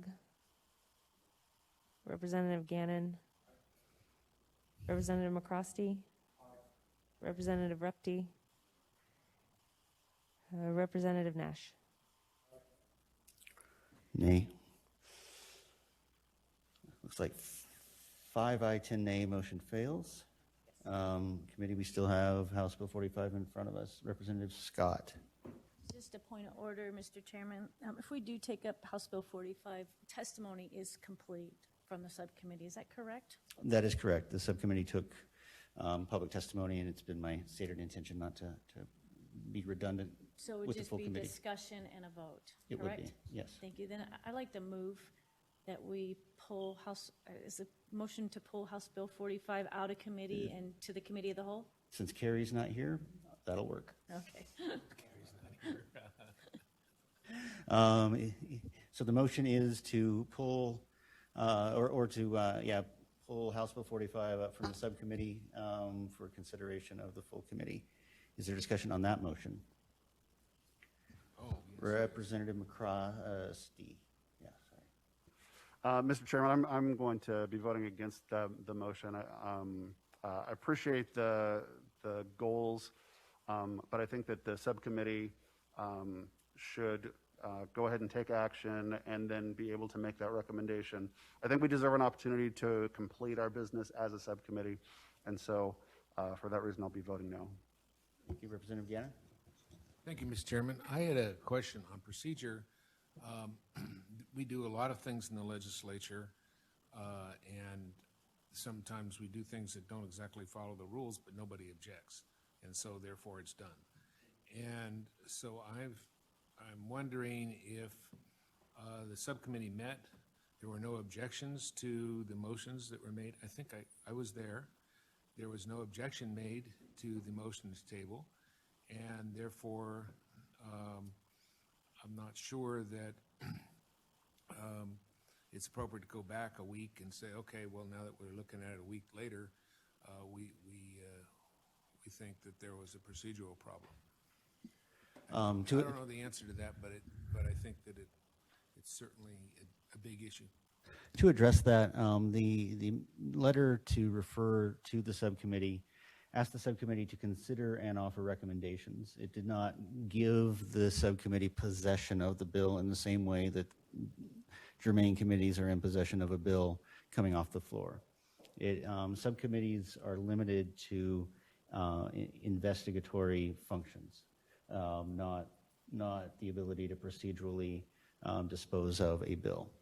And so that is the distinction. Normally, if we laid something on the table, it would be very out of the ordinary, though not procedurally impossible to then pull it from our committee. There is a procedure for that, even if we did lay it on the table here. But there is a distinction because it was the subcommittee. It's not in possession. So essentially, we'd be taking it up as though either, I mean, you can interpret that as a recommendation that it be laid on the table from the subcommittee, or we'd be taking it back up without them offering a recommendation. However you would want to look at that. I think Representative Marshall was next. I think that makes sense. Okay. I think you're right. All right, thank you. Representative Marshall. So, Mr. Chairman, just a little bit more clarification. the subcommittee laid it on the table, which was inappropriate. Is that correct? Yes. And so the question really before us is, do we let the subcommittee do something that was appropriate, like sending it back to the full committee with a don't pass recommendation? That's kind of where we're at. If Functionally, that would be precisely what would happen is they're likely going to meet next week anyway because of Senate Bill 1088, but a no vote would effectively leave it for them to craft a recommendation for the full committee, as they were asked to do. A yes vote, did we have a motion already? Oh, yes, Representative Scott made the motion. A yes vote would be similar to the reconsideration vote we just had. It would put it before us right now. I think I can clarify this. Okay, I understand the motion would pull it into the full committee. Voting against Representative Scott's motion would leave it in the subcommittee and give them the responsibility to clarify their action. Yes. Representative, I think Nate was next, but I think Representative Scott has a direct response to Representative Marshall, so let me recognize you. Thank you. Just so I can clarify, all the subcommittee can do is recommend. So we're just gonna postpone it till Monday, and they're gonna make a proper motion, and then they're gonna come back and recommend. We kind of know what they're gonna recommend because they already said lay on the table. So we just get this off the list by addressing it right now instead of going through a whole nother subcommittee. That's the reason I made the motion. And then we just take a full vote of the body and go from there. Representative Nate. Thank you, Mr. Chair. Yeah, my understanding is the subcommittee never possesses the bill. It only makes recommendations on it. And I think the intent of the subcommittee was to recommend lay it on the table. Now, we can take that up as a full committee to say, yes, let's lay it on the table, or no, let's not lay it on the table. We could also vote on it and send it to the floor with a due pass. There's many times, and actually this full committee here is a recommendation type committee for the floor, for the entire body. We send them to the floor with a recommendation to do pass or with no recommendation, and it's up to the floor to either concur with the committee or do something else it wants to. And so regardless of the subcommittee's motion there, we do have the ability here in this committee to do what we want with that bill, and I think we ought to vote on it. And beyond that, I actually think we ought to send it to the floor with a due pass because it's a good bill, and it's one that solves a problem that was being addressed with the intent of prior legislation, but this makes it clear that the intent covers everything that could be covered, not just what the statute specifically says right now. Thank you. Thank you, Representative Nate. We're swerving a little bit into the merits, but seeing no further lights on, the question is, shall House Bill 45 be retrieved from the subcommittee? And I'm sure the Secretary would appreciate I get one way of saying that down before she does the minutes, but roll call vote. Representative Harkin. Aye. Representative Kirby. Aye. Representative Amador. Aye. Representative Scott. Aye. Representative Marshall. Aye. Representative Young. Aye. Representative Nate. Aye. Representative Cannon. Aye. Representative Erickson. Aye. Representative Skog. Aye. Representative Gannon. Representative McCrosty. Representative Repti. Aye. Representative Nash. Aye. Okay. 14 aye, 1 nay. The motion has passed. Committee, you have House Bill 45 before you.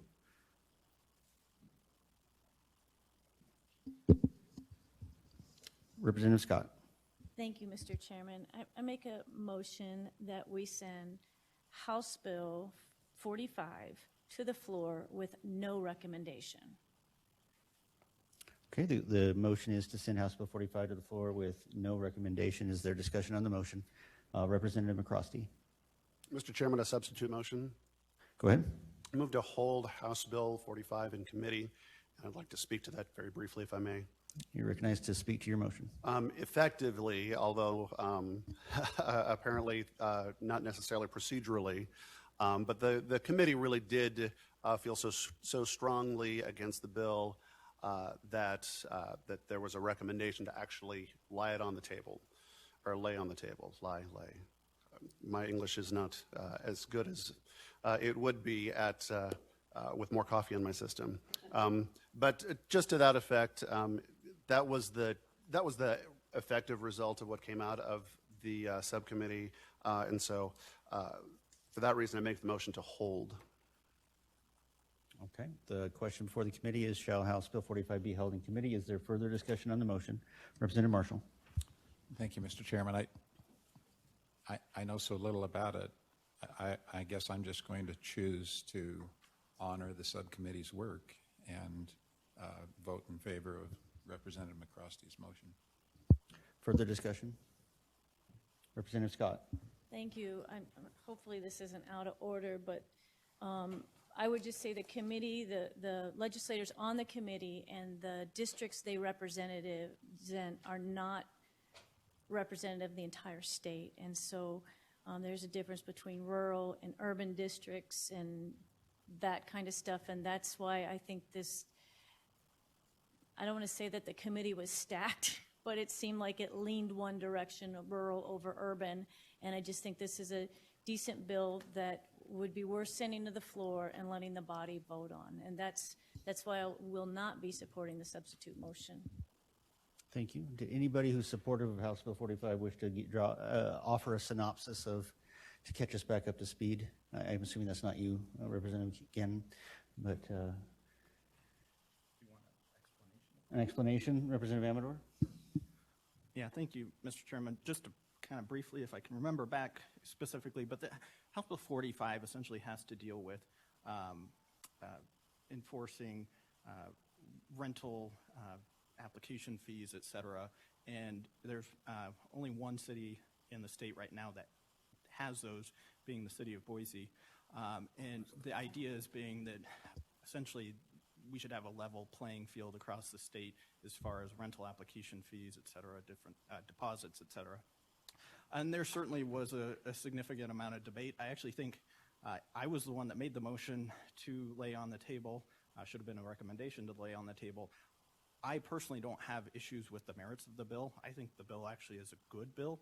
I just am concerned that this is one part of a very big problem that is facing renters, lessors, and lessees. And this solves one part of it, but I'm afraid if we solve this one part, the other side of the table will not be willing to come forward to negotiate on the other issues that are really needed to be worked on as well. And so that was my concern, is that I think we kind of probably need to slow down this process and get all the parties together and solve the overall and overarching problems and bring it together as a bigger package, obviously at this point next year, and solve everything so that everybody gets the pieces that they need to solve at the end of the day. Representative Young. Thank you, Mr. Chairman. Would Representative Amador yield to a question? Do you yield? I'm happy to yield. I am also kind of trying to remember back to what we did. It does seem like a little while, but yes, I am. The gentleman yields only as far as his memory will serve him. Thank you, Mr. Chairman. Representative Amador, could you please explain a little more about what you mean when you say other problems that need to be solved? Representative Amador. Yeah, so we've been working on this, I think, probably for as long as I've been here, as far as the push and pull back between issues that are affecting property owners and renters, and issues that they have with essentially deposits and application fees. For example, I have a constituent in my district where they're trying to find a place to rent, and they fill out an application, and of course the landlord wants a $45 fee to fill out an application, and they fill that out and they don't get the apartment or the property, and so they go to the next one, they fill one out, and they go to the next one, they fill one out, and so they start spending all of this money, and but they never get a place to rent at the end of the day. And so it becomes an issue where there's a possibility that, if you're unscrupulous as a potential landlord, that you could turn the application fee into a business in and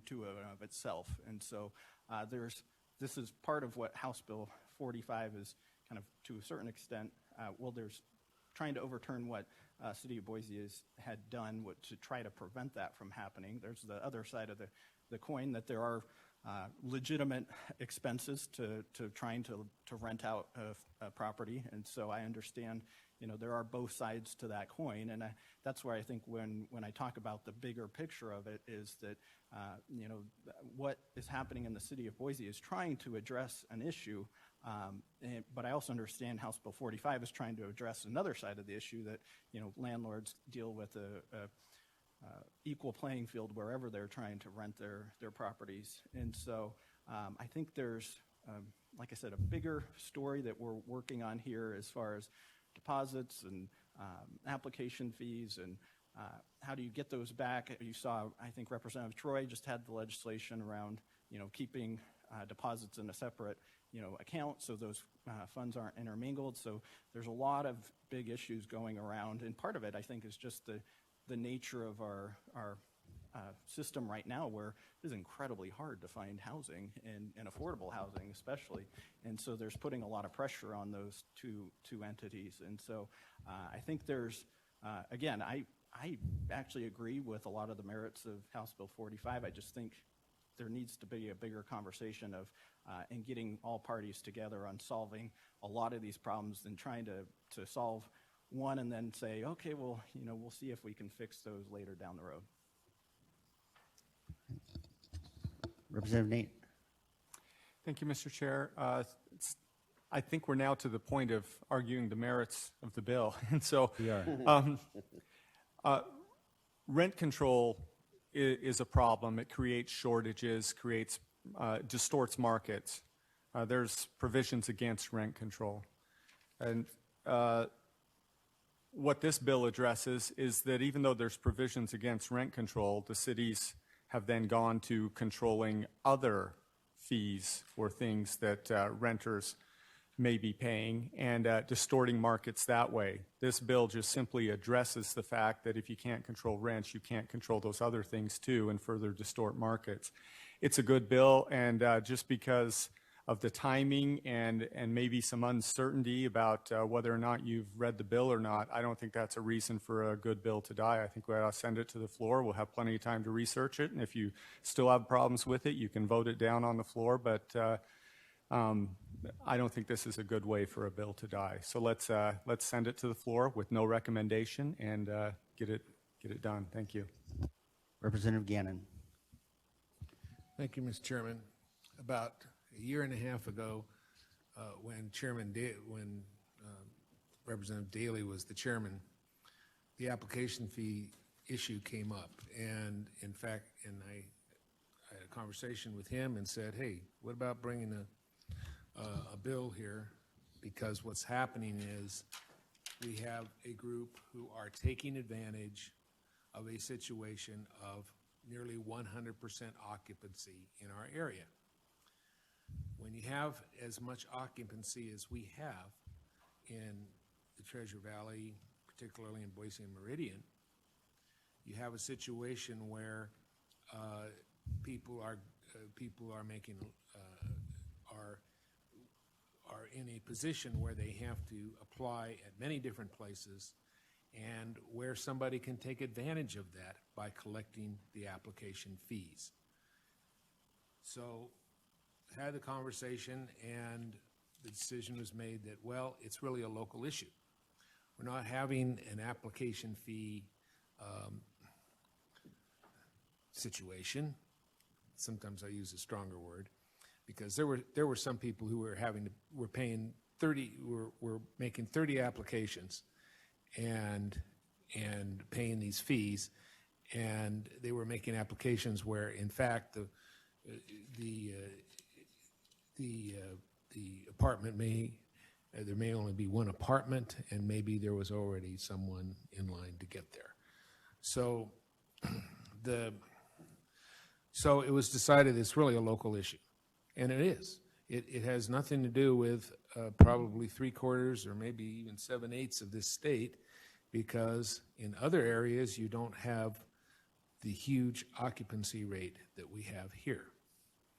And so an ordinance was crafted and put together in order to discourage bad faith application fees. You can still make an application fee, but it was locally, but there was a cap on it, and it had to be in good faith. You couldn't take 30, you couldn't have an apartment that was already rented and continue to take applications. And if you took an application, you really had to go get a credit report. You couldn't just take the application fee and then not follow up with a credit report. So that was the genesis of the whole thing. It was local, and Representative Scott mentioned urban versus rural. That is exactly why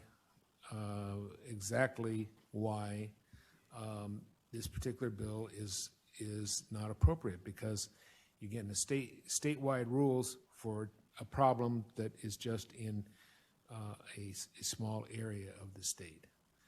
And so we already have rent control. We've had it for years.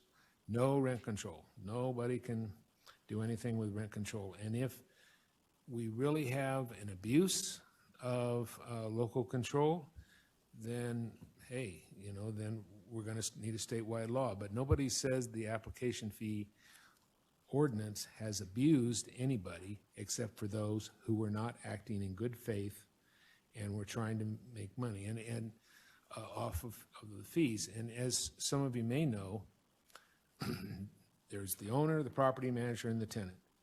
The property manager, and I don't know if we have anyone here. Well, I defer to the sponsor, but if he disagrees with me, but as I understand it, the property manager collects all the fees plus a small percentage of the rent. The owner gets the rent. And so there's kind of an incentive to charge fees, because if you charge fees, they go to you as the property manager.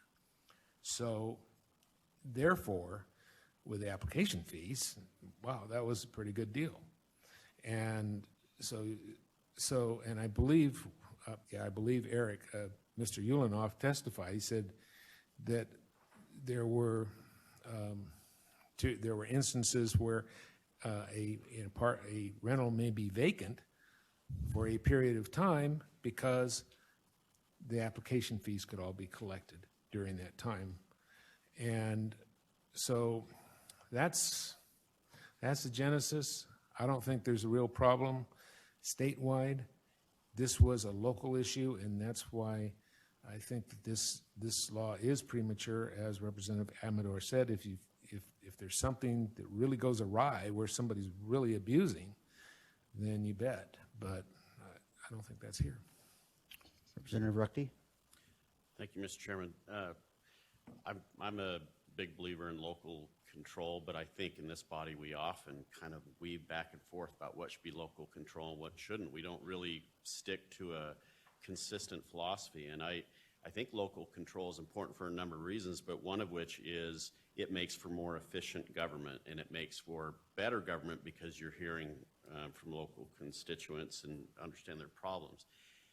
That being said, it's still hard to figure out how to apply that concept, and I think generally the way I look at it is if they're simple issues, local governments can take care of those. If they come up frequently enough, that's probably something local government should take care of. And if it's personal to the community, that's something local government should take care of. We had a bill recently on the floor that everybody's aware of that I just felt like clearly fell within that scope.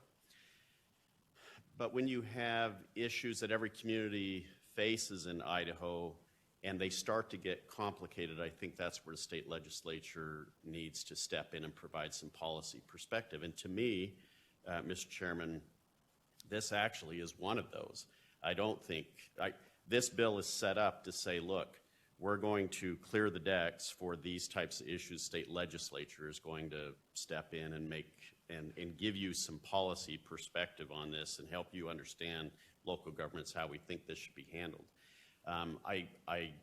am somewhat sympathetic to the argument that Boise, the city of Boise, is dealing with one aspect of what is considered in this bill. But as a general rule, all communities are going to be facing these sorts of issues, and they need some instruction from the legislature as to how to do that. So I'll be voting in favor of the original motion against the substitute motion. Representative McCrosty. Thank you, Mr. Chairman. I was part of the subcommittee, listened to some of the testimony, and one of the questions that I had asked was, how many cities have enacted any ordinances that this would affect? There's one. What was presented was that this is going to prevent a patchwork, because we are concerned about, is Garden City going to be confused? Is Meridian going to be confused? Is CUNA going to be confused? No, because it's just Boise. There's one city that has an ordinance. I think it's premature to say that there's a patchwork. There's maybe a piece of thread, but there's no patch and there's no patchwork. There's one city that has an ordinance.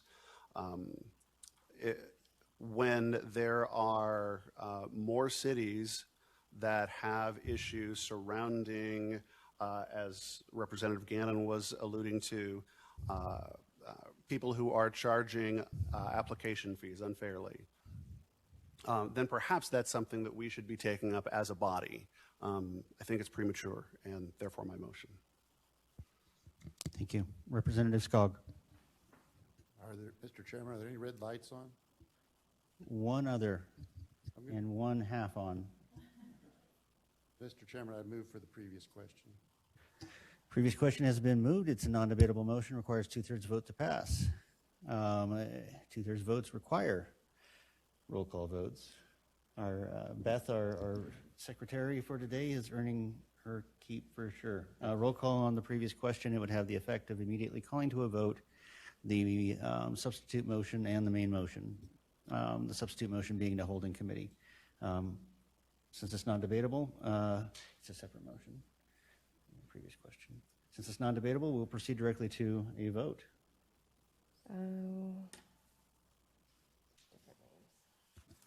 Mr. Chairman? Yes. Just a point of clarification. We're voting on whether to vote? Yes. Or we're voting on the substitute motion? Correct. All this does is close debate and cause us to vote. Right, we're voting on voting. That's what we do here. Okay, Representative or Vice Chair Harkin. Aye. Representative Kirby. Aye. Representative Amador. Representative Scott. Aye. Representative Marshall. Aye. Representative Young. Aye. Representative Nate. Aye. Representative Cannon. Aye. Representative Erickson. Aye. Representative Skog. Aye. Representative Gannon. Representative McCrosty. Aye. Representative Ruchti. Aye. Representative Nash. Chair vote aye. Chair votes aye. So 14. 14 aye, 1 nay. The nay is not Representative McCrosty this time. The question before the committee is, shall House Bill 45 be held in committee? And we will again do a roll call vote. The substitute motion? Yes. Vice Chair Harkin. Aye. Representative Kirby. Aye. Representative Amador. Aye. Representative Scott. No. Representative Marshall. Aye. Representative Young. Representative Nate. No. Representative Cannon. No. Representative Erickson. No. Representative Skog. No. Representative Gannon. Representative McCrosty. Aye. Representative Ruchti. No. Representative Nash. Aye. And Chairman Cheney.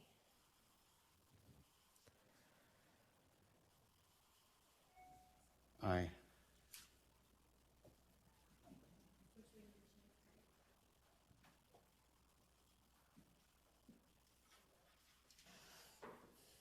That's an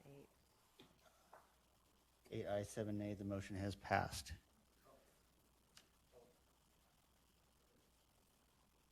Did anybody that's here not vote? Representative Ruckty, did you have a comment with your light on? Oh, no.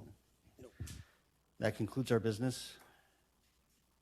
Long last on a Friday afternoon. We are adjourned.